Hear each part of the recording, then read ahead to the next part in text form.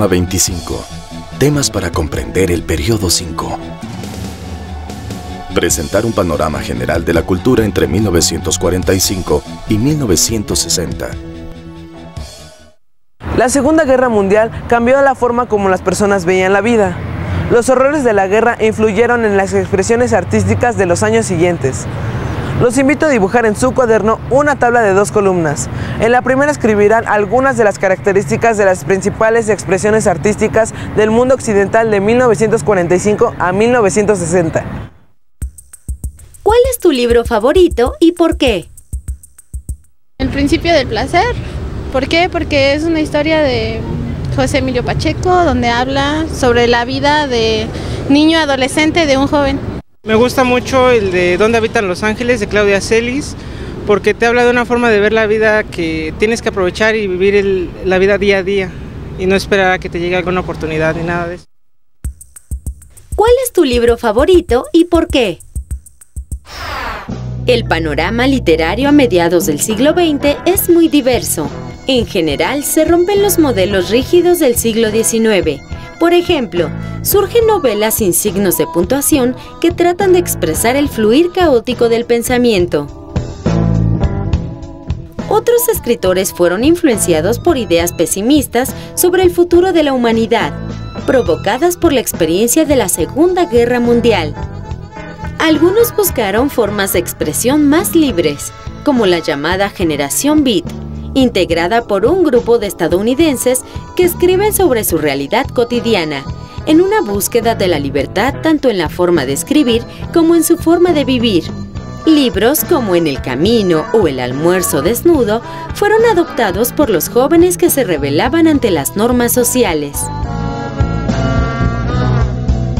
En América Latina surgió el realismo mágico, que se puede definir como el interés en mostrar lo irreal y fantástico como parte de la realidad cotidiana.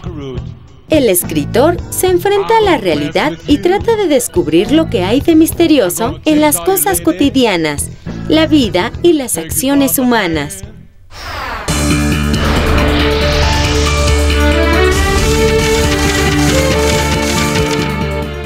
Si quieres saber más sobre el realismo mágico, te recomendamos leer Pedro Páramo del escritor mexicano Juan Rulfo, que está en tu biblioteca escolar.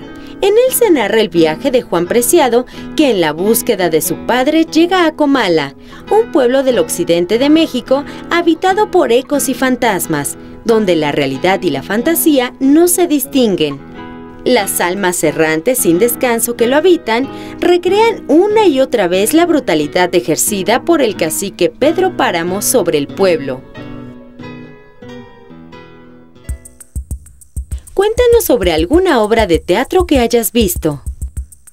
Pues he visto muchas obras de teatro. Apenas acabo de ver una que habla sobre el medio ambiente y pues estuvieron bien. Exactamente no me acuerdo bien, solamente de una que se llama La Marquesa y habla sobre cómo está aquí la situación, la contaminación y cómo afecta tanto a la humanidad. En esta época el público estaba acostumbrado a los melodramas y a las comedias, pero a poco surgió una nueva corriente que se preocupaba por problemas como la injusticia social. A este tipo de teatro se le llamó realista y predominó en el periodo. Algunos dramaturgos importantes de esta época son Arthur Miller, que en su obra Las brujas de Salem hace una comparación entre supuestas prácticas de brujería del siglo XVII y el anticomunismo del siglo XX. Y Tennessee Williams por Un tranvía llamado Deseo. En esta obra, el personaje principal, una mujer venida menos, es atormentada por su cuñado, quien le impide rehacer su vida y la lleva a la locura. Existían otras vertientes de teatro, por ejemplo el existencialista, que presentaba en obras como Las moscas de Jean-Paul Sartre temas relacionados a la angustia y la soledad. Y el teatro del absurdo, en donde a través de personajes inseguros, usualmente abandonados en situaciones ridículas, se intenta mostrar el sinsentido de la existencia humana. Les recuerdo escribir en sus cuadernos algunos de los rasgos característicos de este periodo conforme los vayamos mencionando. Será interesante discutirlos más adelante. Ahora veamos qué sucedía con otras manifestaciones artísticas. A mediados del siglo XX, el arte era muy variado y se experimentaba con formas y colores. En esta época se generalizó una ruptura total con el arte figurativo, que muestra elementos de la realidad a favor de un arte abstracto. Veamos un ejemplo. Observa el siguiente cuadro. ¿Qué crees que quiera decir el artista? ¿Qué sensación te produce? ¿Qué diferencias encuentras con los cuadros que has visto a lo largo del curso? ¿Qué tipo de música te gusta?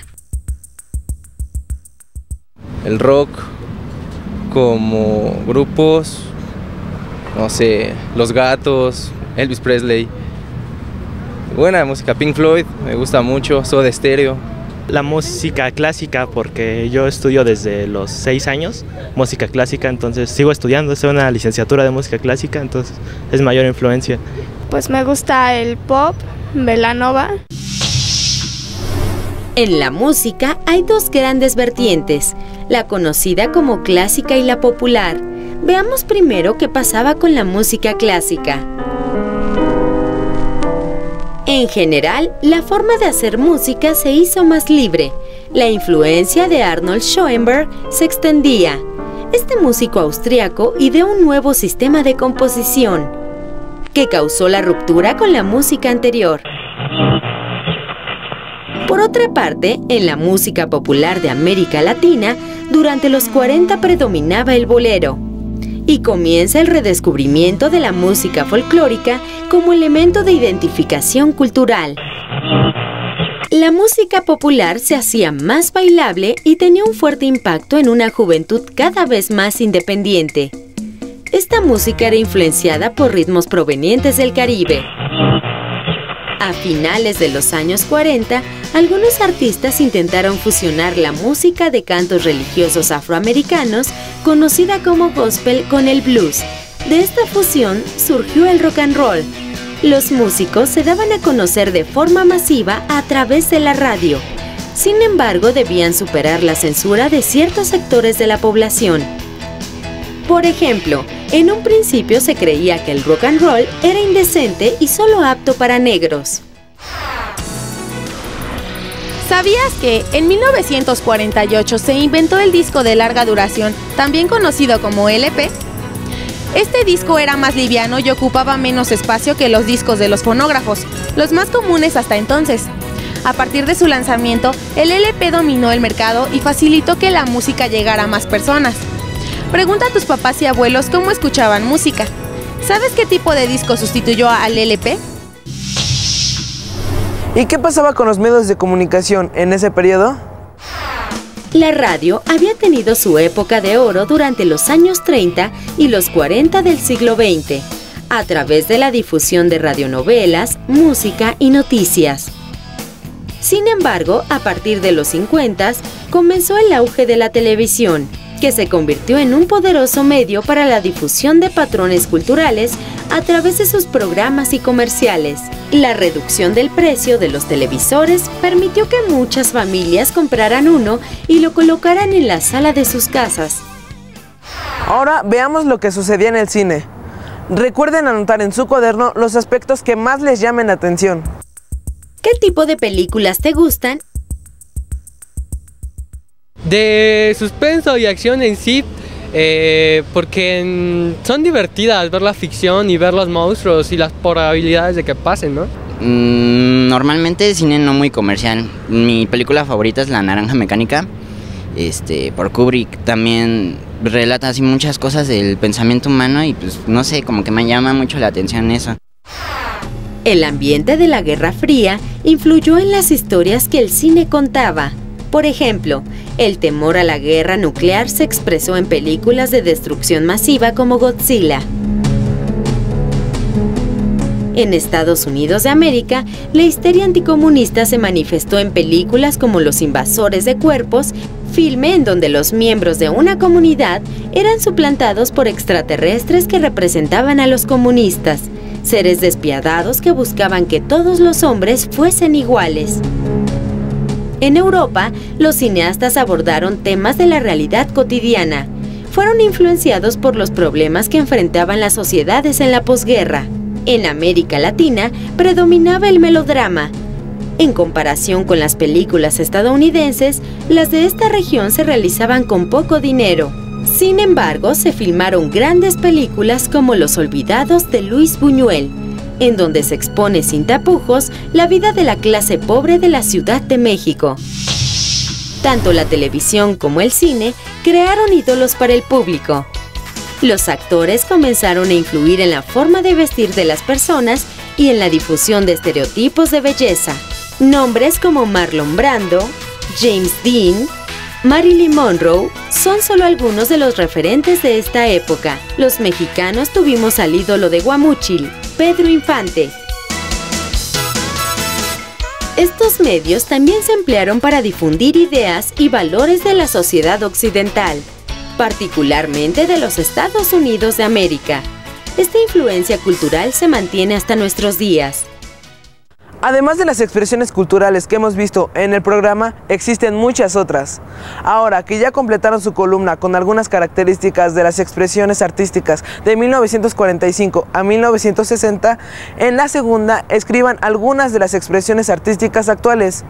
Pueden investigar cómo es la literatura, el cine, el teatro, la música y la televisión. El propósito es encontrar similitudes y diferencias.